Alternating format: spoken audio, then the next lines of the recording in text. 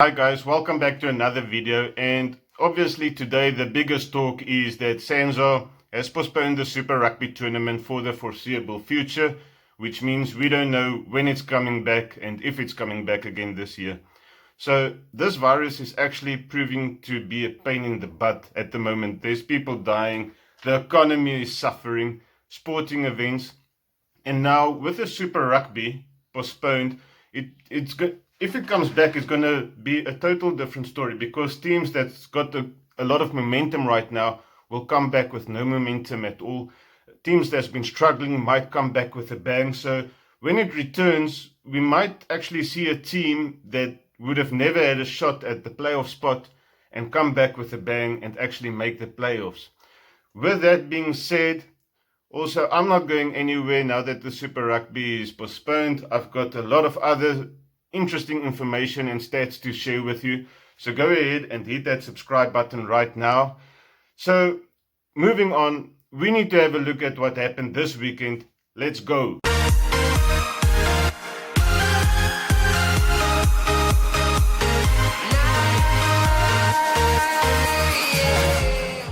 So the first game of the weekend was the Chiefs against the Hurricanes, and this was a cracker of a game. This actually turned into the game of the weekend for me. Ben Lamb scored the first try for the Hurricanes in the 8th minute. Very good pass from Jordie Barrett as well to put him away in the corner. The Chiefs got their first try through a TMO decision, which I'm still not sure if I agree with that. It actually looked a bit short for me, but the TMO gave the try. Halftime score was 14 points to 10 for the Hurricanes. Also, Cruden had a very good game for the Chiefs, while McKenzie, I think he had a terrible game actually. And then for me, the man of the match was the Hurricanes' 8th man. So when TJ Perenara got the yellow card, the score went up to 24 points to 14 for the Chiefs. And to be honest, at this stage, I thought it's all over. I thought the Chiefs have won this game, but the Hurricanes came back and 24 all, and then how stupid was that late shot in the 83rd minute to give the Hurricanes a penalty? That was plain dumb. But anyway, good kick from Jordie Barrett nonetheless, under immense pressure actually, and a very good kick, and it sealed the game for them, 27 points to 24. Game 2 was the Sunwolves against the Crusaders, the first of the doubleheader at Suncorp Stadium. The Sunwolves actually played very well. In the first half, they managed to keep the Crusaders scoreless for 18 minutes. And this is exactly the way the Sunwolves need to play to win more games. They kept the ball in hand. On defense, they weren't great, but they were decent on defense. Halftime score was 21 points to 7 for the Crusaders. And then second half, the Sunwolves just couldn't get enough possession. The defense started deteriorating. They were missing tackles all over the place. Also, the red card the Crusaders got for the elbow against the head, I feel that was a bit harsh. I would have given it a yellow card. But anyway, Severies, he scored 2 tries and then got a yellow card as well. Final score was 49 points to 14. So the Crusaders really running away with it in the second half. But it was expected to end like that, to be honest. No one ever gave the Sunwolves a chance in this one. So game 3 was the Blues against the Lions, and the Blues got off to a fast start. The Lions defense was shocking actually from the start. There was gaps all over the place. I mean, every time like Mark Talia or Ioane got the ball, there was a lot of space, Ruan for Mark, the flanker for the Lions, he had a bad game. He had a yellow card as well and came back and had a terrible game after that as well. I don't know actually why they didn't just, take him off. Then Terry Black for the Blues, he had an outstanding game. The thing is, to be honest, I never used to like this player, okay? But I'm starting to actually really like him now, and now, I don't really know what's going to happen with Barrett coming into the Blues team soon. Are they going to move Terry Black to center or to fullback? I have no idea how they're going to move it, but I would like to see him on the field. I don't want Barrett just to replace him. They're both very good players. And why take Black out when he's peaking at the moment, So let's see what happens with that. Also, Tyrone Green for the Lions, the winger.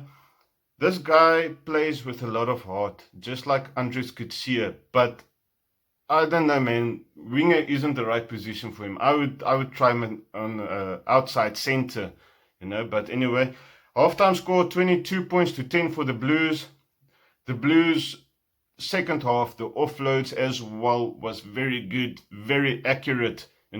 Most times when you offload, the next player drops the ball, but they were very accurate in this facet of play. Final score was 43 points to 10 for the Blues. Reds against the Bulls, the second game at Suncorp Stadium. Okay, so Bulls obviously got off to a very good start. They started with a bang, and that's where it ended. From there, nothing really happened. The Reds' defense struggled at the beginning, but they had no possession. The Bulls had all the possession, Going into halftime, the score was 17 points to 14 for the Bulls. But even though the Bulls led at halftime, you could see that the momentum was already with the Reds. So at halftime, I just knew that the Bulls is not going to hang on. Bulls were actually in this game right up until the 68th minute. The Reds scored 3 tries in the last 12 minutes, And there's a big problem in the Bulls' defense. I mean, sometimes, most of the times, the Reds had a 2-man overlap, So that's very worrying for the Bulls. Final score on this one was 41 points to 17 for the Reds, and a much needed and much deserved bonus point for the Reds as well. Game 5 was the Sharks against the Stormers at Kings Park. So this was a very tight game, but a very scrappy game. I actually expected a bit more of it. The thing is, the Sharks in the first half, they kicked a lot of possession away, aimless kicking. Bosch kicked a lot of balls away. Nuamba kicked box kicks that hardly went 10 meters. Anyway, Johan de Tooy, the brother of Peter Steph de Tooy, he got off to a very bad start. He was lucky not to get a red card, in my opinion. But and then also got the yellow card, came back, and also not a good game further. Like in the first half, it was like both teams trying to stop the opposition's strength rather than playing to their own strengths, That was a bit irritating to see, and it was just a scrappy game. Anyway, Yankees obviously got a try, and then halftime was 10-7. Kerwin Bosch slotted the goal kick in the 43rd minute. I don't think the Sharks will be happy with this. They had all the possession, all the territory, as you can see.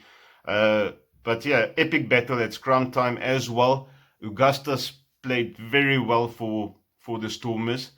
Nuamba, the scrum half for the Sharks, not very happy with him, to be quite honest. Inaccurate passing a lot of the time, where Bosch had to jump for the ball or is passing behind the man.